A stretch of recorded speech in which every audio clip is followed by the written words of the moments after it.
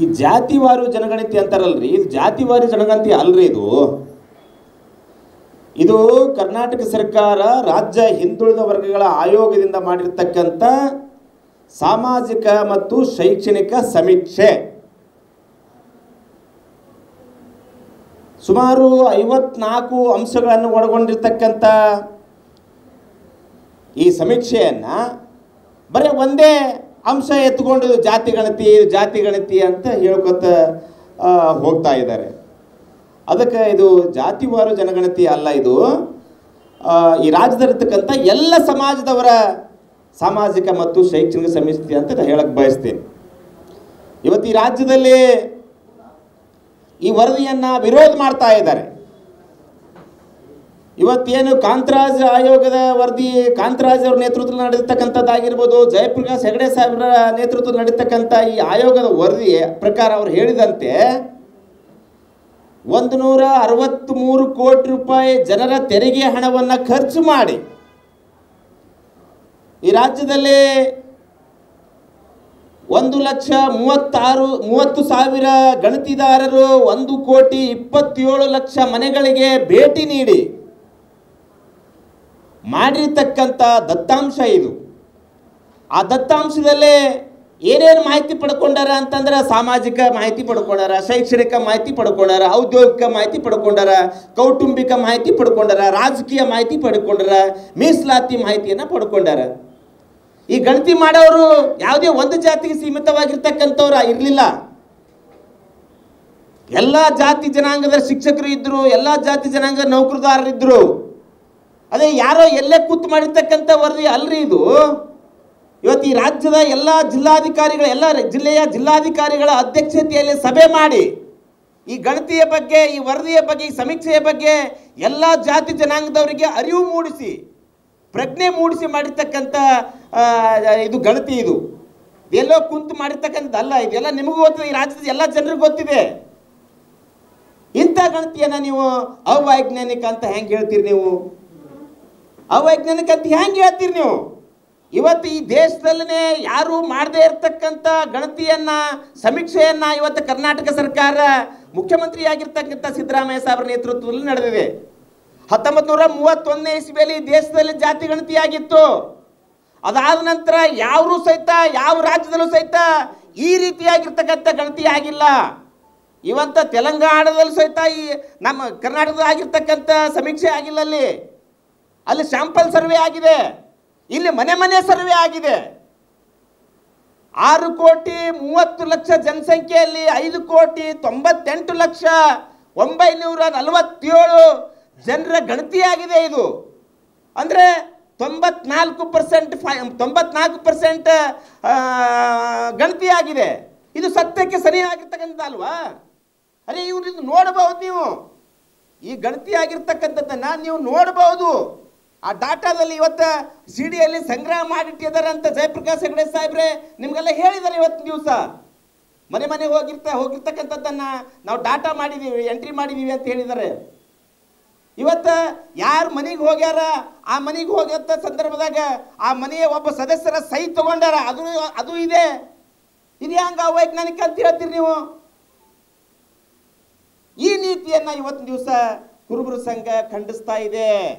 ನೀವು ಇವತ್ತಿನ ದಿವಸ ಈ ರಾಜ್ಯದಲ್ಲಿ ಒಬ್ಬ ಸಿದ್ದರಾಮಯ್ಯನವರು, ಒಬ್ಬ ಹಿಂದುಳಿದ ವರ್ಗಕ್ಕೆ ಸೇರಿರ್ತಕ್ಕಂಥ ಕುರುಬ ಸಮಾಜದವರು 2 ಬಾರಿ ಮುಖ್ಯಮಂತ್ರಿ ಆದ್ನಲ್ಲ ಅಂತ ಹೊಟ್ಟೆ ಕಿಚ್ಚಿನಿಂದ ಇದು. ಅರೆ ಇವತ್ತು ಈ ದೇಶದಲ್ಲಿ, ರಾಜ್ಯದಲ್ಲಿ ಯಾರು ಹಿಂದುಳಿದವರು ಮುಂದೆ ಬರಬಾರ್ದಾ? ಡಾಕ್ಟರ್ ಬಾಬಾ ಸಾಹೇಬ್ ಅಂಬೇಡ್ಕರ್ ಅವರ ಸಂವಿಧಾನದ ಆಶಯದಂತೆ ಬಸವೇಶ್ವರರ ಸಮ ಸಮಾಜದ ಸಿದ್ಧಾಂತ ಪರಿಕಲ್ಪನೆ ಒಳಗೊಂಡಿರ್ತಕ್ಕಂಥ ಸಿದ್ದರಾಮಯ್ಯನವರು, ಅವ್ರ ಸಮಾಜ ಇವತ್ತು ಅವ್ರ ಬೆನ್ನಿಗಿದೆ. ಇಡೀ ಶೋಷಿತ ಸಮುದಾಯ ಅವ್ರ ಬೆನ್ನಿಂದಿಗಿದೆ. ಇಡೀ ರಾಜ್ಯದ ಎಲ್ಲ ಬಡವರು ಅವ್ರ ಬೆನ್ನಿಂದಿಗಿದ್ದಾರೆ. ಅರೆ ಅವ್ರಿಗೆ ನೀವು ನೋಡ್ಕೊಂಡು ಈ ಥರ ನೀವು ವಿರೋಧ ಮಾಡ್ತೀರಿ? ಅದಕ್ಕೆ ಈ ವಿರೋಧ ನೀತಿಯನ್ನು ಕುರುಬರ ಸಂಘ ಖಂಡನೆ ಮಾಡ್ತಾ ಇದೆ. ಇಡೀ ಕುರುಬರ ಸಂಘ ಖಂಡನೆ ಮಾಡ್ತಾ ಇದೆ. ಇವತ್ತು ಈ ರಾಜ್ಯದಲ್ಲಿ ಕುರುಬರು ಅತ್ಯಂತ ಹಿಂದುಳಿದವರು ಅದಾರ್ರಿ.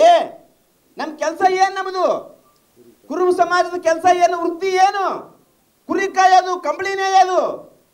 ಅದೇ ಯಾರು ಕಾಯ್ತೀರಪ್ಪ? ಹೋಗಿ ಅಡ್ಯಾಗ ಪ್ರಾಣಿಗಳ ಸಂಕಟ ಎಲ್ಲ ಫೈಟ್ ಯಾರಾದ್ರೂ ಮಾಡ್ತಾರ? ನಾವೆಲ್ಲ ಪ್ರಾಣಿಗಳ ಜೊತೆ ಇರ್ತಕ್ಕಂಥವ್ರಿ. ನಮಗೆಲ್ಲ ಇಲ್ಲ ಶೈಕ್ಷಣಿಕವಾಗಿ ನಮಗೆ ಮೀಸಲಾತಿ ಸಿಕ್ಕಿಲ್ಲ ಇನ್ನೂ. ನಾವೆಲ್ಲ ಶಿಕ್ಷಣವಂತರಲ್ಲ, ಬಹಳ ಜನ ನಾವು ಭಾಳ ಜನ ಉದ್ಯೋಗದಲ್ಲಿ ಇಲ್ಲ,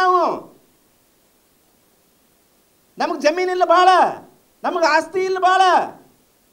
ಅರೇ ನಾವು ಇಷ್ಟು ದೊಡ್ಡ ಪ್ರಮಾಣದಲ್ಲಿ ಹಿಂದುಳಿದಿದ್ದೀವಿ. ಇದನ್ನು ಸಮೀಕ್ಷೆ ಮಾಡಿ ಇವತ್ತಿನ ದಿವಸ ಅವ್ರಿಗೇನು ಪ್ರತ್ಯೇಕವಾಗಿ ಮೀಸಲಾತಿ ಕೊಡಬೇಕು ಅಂತ ಹೇಳಿದ್ರೆ ಅದಕ್ಕೆ ಯಾಕೆ ಕೊಟ್ಟಿರಿ ಪ್ರತ್ಯೇಕವಾಗಿ ಅಂತ ಕೇಳ್ತೀರಿ. ಇವತ್ತು ಕುಮಾರಸ್ವಾಮಿಯವರು ಅವ್ರು ಒಂದು ಹೇಳಿಕೆ ಕೊಟ್ಟರು. ಕುಮಾರಸ್ವಾಮಿಯವರು ಏನಂದ್ರು, ಆ 2A ವರ್ಗದಲ್ಲಿ ಬೆಣ್ಣೆ ತಿಂದವ್ರು ಯಾರು ಸ್ವಾಮಿ ಅಂತ ಪ್ರಶ್ನೆ ಕೇಳಿದಿರಿ. ಯಾವ 2Aದಲ್ಲಿ ಈಗಾಗಲೇ ಮುಂದುವರೆದಿರ್ತಕ್ಕಂಥ ಉಪಜಾತಿಗಳು ಇವತ್ತಿನ ದಿವಸ ಸಾಗರ ಲಿಂಗಾಯತ ಆಗಿತ್ತು, ಗಾಣಿಗ ಲಿಂಗಾಯತ ಆಗಿರ್ಬೋದು, ಇವೆಲ್ಲವನ್ನು ತಂದು ಒಳಗೆ ಸೇರಿಸಿ ನಮಗೆಲ್ಲ ಮೀಸಲಾತಿನ ತಗೊಂಡ್ಬಿಟ್ಟಾರೆ. ನಮಗೇನು ಇಲ್ಲಿ ತರ ಮೀಸಲಾತಿನೇ ಸಿಕ್ಕಿಲ್ರಿ ನಮಗ. ಬರೇ ನೀವು ಈ ತರ ನಾವು ಈ ರೀತಿಯಾಗಿರ್ತಕ್ಕಂಥ ನಮ್ಮ ಬಡವರು ನಾವು ಇರೋದ್ರಿಂದ ನಮಗೆ ಮೀಸಲಾತಿ ಕೊಡೋದಾಗ ತಪ್ಪೇನದ? ಅರೆ ಮೀಸಲಾತಿ ಕೊಡೋದೇ ಉದ್ದೇಶ ಏನು? ಯಾರು ಬಡವರರ ಅವರಿಗೆ ಮೇಲ್ ತರ್ತಕ್ಕಂಥದ್ದೇ ಉದ್ದೇಶ. ಇದೆಯಲ್ಲ ಸಂವಿಧಾನ ಆಸೆ ಇದೆಯಲ್ಲ. ಕುಮಾರಸ್ವಾಮಿ ಅವ್ರಿಗೆ ಕೇಳ್ತೀನಿ, ಇವತ್ತು ಯಾರು ಈ ರಾಜ್ಯವನ್ನು ಯಾರು ಕಬಳಿಸ್ಯಾರ್ರಿ ಹೆಚ್ಚಿಗೆ? ಯಾರು ಅವಕಾಶಗಳನ್ನು ಹೆಚ್ಚು ಪಡೆದವ್ರು ಯಾರು? ಈ ರಾಜ್ಯದಲ್ಲಿ ಇವತ್ತು ಹೆಚ್ಚು ಶಾಸಕರು, ಹೆಚ್ಚು ಸಂಸದರು ಇದ್ದಿರ್ತಕ್ಕಂಥವ್ರು ಯಾರು ಹೆಚ್ಚು ಫ್ಯಾಕ್ಟ್ರಿ ಅದಾವ? ಯಾರು ಜಮೀನು ಹೆಚ್ಚದ? ಯಾರು ಇವತ್ತು ಶಿಕ್ಷಣ ಸಂಸ್ಥೆಗಳು ಯಾರು ಹೆಚ್ಚದಾವ? ಅರೆ ಎಲ್ಲ ಒಟ್ಟು ರಾಜ್ಯ ಭಾರ ಮಾಡಿದವ್ರು ನೀವೇ, ರಾಜ್ಯ ಕಬಳಿಸಿದವ್ರು ನೀವೇ. ಕುರುಬರಿ ಮ್ಯಾಗ ಈ ತರ ಆರೋಪ ಮಾಡ್ತಕ್ಕಂಥದ್ದನ್ನ ನಾವು ಕುರುಬರ ಸಂಘ ಖಂಡಿಸ್ತಾ ಇದೆ. ಮಾನ್ಯ ಕುಮಾರಸ್ವಾಮಿಯವರು ಎಚ್ಚರಿಕೆಯಿಂದ ಮಾತಾಡಬೇಕು, ಹಗುರವಾಗಿ ಮಾತಾಡಬಾರದು. ಸಮಾಜದ ಬಗ್ಗೆ, ಸಮಾಜದ ವ್ಯಕ್ತಿ ಅಗ್ರ ನಾಯಕರಾಗಿದ್ದ ಸಿದ್ದರಾಮಯ್ಯರ ಬಗ್ಗೆ ನೀವು ಹಗುರವಾಗಿ ಮಾತಾಡಬಾರ್ದು. ಅರೇ ನಿಮಗೂ ನೀವು 2 ಸಲ ಮುಖ್ಯಮಂತ್ರಿ ಆಗಿರ್ರಿ, ಸ್ವಲ್ಪ ಗೌರವದಿಂದ ನ್ಯಾಯಯುತವಾಗಿ ಮಾತಾಡ್ರಿ. ಯಾರು ಒಬ್ಬ ಹಿಂದುಳಿದ ವ್ಯಕ್ತಿ 2ನೇ ಬಾರಿ ಮುಖ್ಯಮಂತ್ರಿ ಆಗ್ತಾರಂತ ಯಾಕೆ ಹೊಟ್ಟೆ ಕಿಚ್ಚು ಪಡ್ತೀರಿ? ಅವ್ರ ಕೆಲಸಕ್ಕೆ ಸಹಕಾರ ಮಾಡ್ರಿ. ದಲಿತ, ಅಲ್ಪಸಂಖ್ಯಾತ, ಹಿಂದುಳಿದವರಿಗೆ ಇವತ್ತು ಮೇಲೆತ್ತಕ್ಕಂಥ ಕೆಲಸ ಮಾಡ್ತಾ ಇದಾರಲ್ಲ, ಅದಕ್ಕೆ ಸಹಿಸ್ಕೊಳಕ್ ಆಗ್ತಾ ಇಲ್ಲ ನಿಮಗ. ಇವತ್ತು ಬಡವರಿಗೆ ಅನುಕೂಲ ಮಾಡಿಕೊಡ್ತಕ್ಕಂಥ ಕೆಲಸ ಮಾಡ್ತಾ ಇದಾರಲ್ಲ, ಅದು ಸಹಿಸ್ಕೊಳಕ್ ಆಗ್ತಾ ಇಲ್ಲ. ಅದೇ ನೀವು ಯಾವತ್ತು ವಿರೋಧ ಮಾಡಿಲ್ಲ. ನೀವು ಈ ಹಿಂದುಳಿದ ವರ್ಗಕ್ಕೆ, ದಲಿತರಿಗೆ, ಅಲ್ಪಸಂಖ್ಯಾತರಿಗೆ ನೀವು ಯಾವತ್ತು ವಿರೋಧ ಮಾಡಿಲ್ರಿ. 1919ನೇ ಇಸ್ವಿಯಲ್ಲಿ ನಾಲ್ವಡಿ ಕೃಷ್ಣರಾಜ ಒಡೆಯರ್ ಅವರು ಮೀಸಲಾತಿ ಕೊಡ್ತಕ್ಕಂಥ ಸಂದರ್ಭದಲ್ಲೂ ಸಹಿತ ನೀವು ವಿರೋಧ ಮಾಡಿರಿ. 1960ನೇ ಇಸ್ವಿಯಲ್ಲಿ ಡಾಕ್ಟರ್ ನಾಗನಗೌಡರ ಸಮಿತಿ ಮಾಡಿದಾಗೂ ಸಹಿತ ವಿರೋಧ ಮಾಡಿರಿ. ಮಂಡಲ್ ವರದಿಗೆ ವಿರೋಧ ಮಾಡಿರಿ. ವೆಂಕಟಸ್ವಾಮಿ ವಿರೋಧ ಮಾಡಿರಿ. ಇವತ್ತ ಕಾಂತರಾಜ್ ವರದಿಗೆ ವಿರೋಧ ಮಾಡ್ತಾ ಇದ್ದೀರಿ. ಈ ವಿರೋಧ ರೀತಿಯನ್ನ ನೀವು ಮಾಡ್ತಾ ಇರೋದನ್ನ ಈ ಕುರುಬರ ಸಂಘ ಖಂಡಿಸ್ತಾ ಇದೆ. ಆ ಕಾರಣಕ್ಕಾಗಿ ಇವತ್ತು ದಿವಸ ನಾವು ಅವರಿಗೆ ಹೇಳ್ತಾ ಇದ್ದೀವಿ, ಇವತ್ತು ಮಾನ್ಯ ಮುಖ್ಯಮಂತ್ರಿಗಳಿಗೆ, ಉಪಮುಖ್ಯಮಂತ್ರಿಗಳಿಗೆ ಹೇಳ್ತಾ ಇದ್ದೀವಿ, ಆಗ್ರಹ ಮಾಡ್ತಾ ಇದ್ದೀವಿ ಸಂಘದಿಂದ. ಈ ವರದಿ ಏನು ಸಚಿವ ಸಂಪುಟದಲ್ಲಿ ಮಂಡಿಸಿರಿ, ಸ್ವಾಗತ ಇದೆ. ಅದನ್ನು ಬೇಗನೆ ರಿಸೀವ್ ಮಾಡಿ ಅದನ್ನು ನೀವು ಅನುಷ್ಠಾನ ಮಾಡಿರಿ. ಅದನ್ನು ಒಪ್ಪ್ರಿ. ಅದು ಒಪ್ಪಿ ಪಬ್ಲಿಕ್ ಡೊಮೈನಿಗೆ ಬಿಟ್ಟು ಅದನ್ನು ಅನುಷ್ಠಾನ ಮಾಡಿರಿ. ಮೀಸಲಾತಿ ಯಾರು ಹಿಂದುಳಿದಾರ ಅವರಿಗೆ ಮುಂತರ್ತಕ್ಕಂಥ ಮೀಸಲಾತಿ ಕೊಡ್ತಕ್ಕಂಥ ಕೆಲಸ ಮಾಡಬೇಕು. ಕುರುಬ ಸಮಾಜಕ್ಕೆ ಯಾರೇ ಇಲ್ಲರಿ ಅವರು ಇಂಥ ಕೊಳಕು ಹೇಳಿಕೆಗಳಿಗೆ ಕುರುಬ ಸಮಾಜ ಖಂಡಿಸ್ತದೆ. ರಾಜ್ಯಾದ್ಯಂತ ಹೋರಾಟ ಮಾಡಲಾಗ್ತದೆ ಅಂತ ಈ ಮೂಲಕ ನಾನು ಹೇಳಕ್ಕೆ ಬಯಸ್ತೀನಿ.